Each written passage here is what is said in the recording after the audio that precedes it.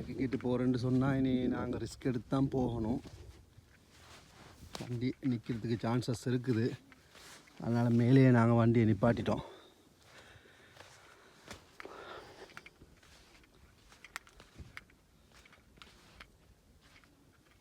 வீடு வாசல் ஒன்றுமே இல்லை.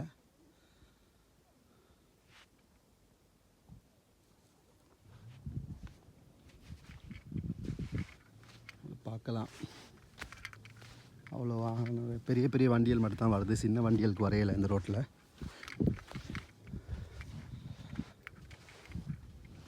இதில் வண்டி நிற்கிறதுக்கு சான்சஸ் இருக்குது. இந்த வண்டி போகும் பாருங்கள்.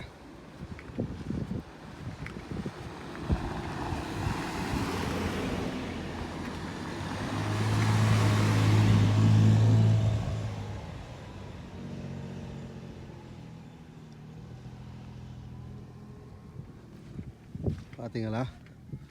டெசர்ட்டில் வண்டி போகிறதுல டெசர்ட்டில் வண்டி இழுக்கிறதுக்கு நின்றால் இழுக்கிறதுக்கு அது கூடிய ஏற்பாடுகள்லாம் செஞ்சுட்டு தான் டெசர்ட்டுக்கு வண்டியை போடணும். இல்லாட்டி வண்டி இருக்கினா பிரச்சனை. யாரும் ஹெல்ப்புக்கு இருந்தால் ஓகே. அப்படி இல்லாமல் தனியாக வந்து மாட்டிக்கிட்டால் கொஞ்சம் கஷ்டம்தான். அதுக்கு கூடிய ஏற்பாடுகள்லாம் செஞ்சுட்டு தான் டெசர்ட்டுக்கு போடணும். பல இதுகள் இருக்குது. நல்லா ஃபன் தான். டெசர்ட்டுக்கு வாரது ஒரு ஃபன் தான். எவ்வளோ அழகாக இருக்குதுன்னு பாருங்கள்.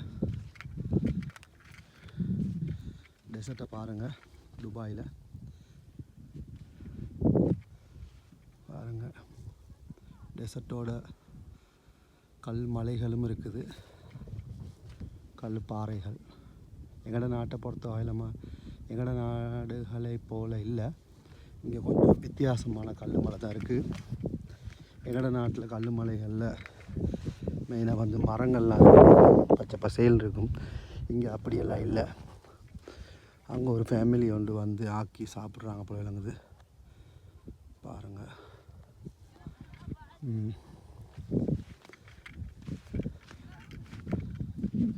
ஒரு அழகாக இருக்குன்ட்டு விளையாட ஏற்பாடுகளை பாருங்கள்.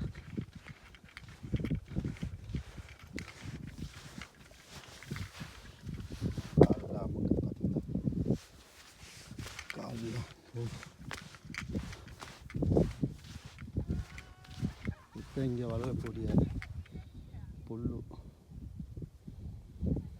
மரம்.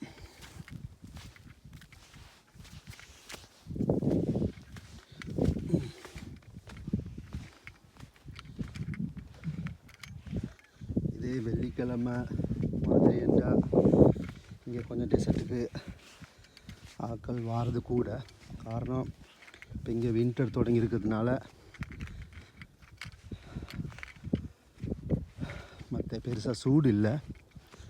சூரியன் ஒளி இருந்தாலும் பெருசாக சூடு இல்லை இங்கே.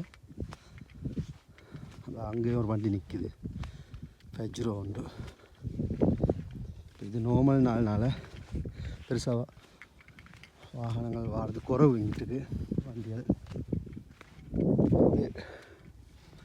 டெசர்ட் நடுவில் நாங்கள் இருக்கிறோம். இப்போ டெசர்ட்டுக்குள்ளே வாரத்துக்கு ஒரு சிறிய ரோட்டு செஞ்சுருக்குறாங்க. ரோட்னா வண்டிகள் வரக்கூடிய மாதிரி ரோட்டு செஞ்சுருக்குறாங்க. சில வண்டிகள் டெசர்ட்டுக்குள்ளே எடுக்கக்கூடிய வண்டிகள் இருக்குது.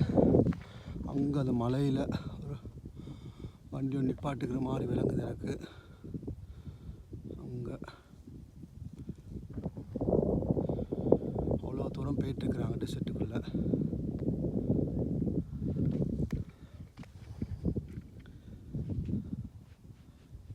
சூப்பராக இருக்குது. வண்டி